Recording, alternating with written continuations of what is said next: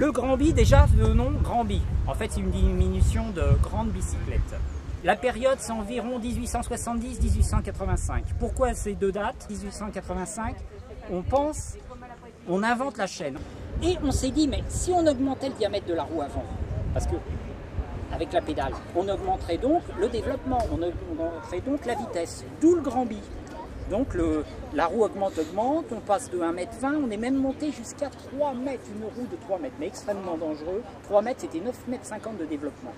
Alors les premiers Grand-Bi, pour les fabriquer, d'ailleurs on en voit encore la structure, on avait pris des fourreaux de sabre. Tout va bien. En fait, il est surtout utilisé par la bourgeoisie, à titre de loisir, pour se promener dans le bois de Boulogne. Là, l'apprentissage se faisait dans les manèges, c'est-à-dire lorsqu'on achetait un Grand-Bi, on allait apprendre, parce qu'il y a quand même un apprentissage, on allait apprendre un peu à piloter, l'auto-école de nos jours, dans un manège. Vous voyez, encore des compétitions. L'armée française l'utilisait même pour ses transmissions. Vous voyez, en 70, on a pensé que c'était une évolution du cheval. Par exemple, on dit une selle. La selle, bon, on ne savait pas comment on allait l'appeler, on a appelé ça une selle, comme une selle de cheval.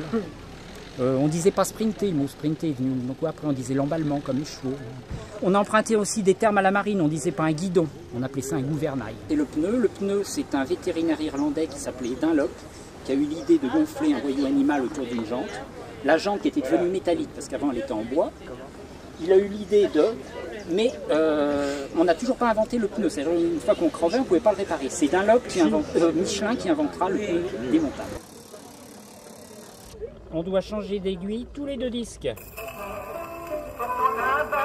un peu mieux, c'est un peu mieux.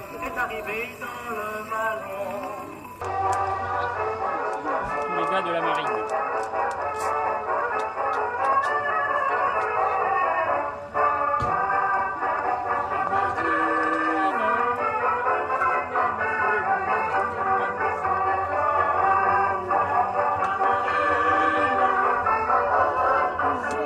Thank you.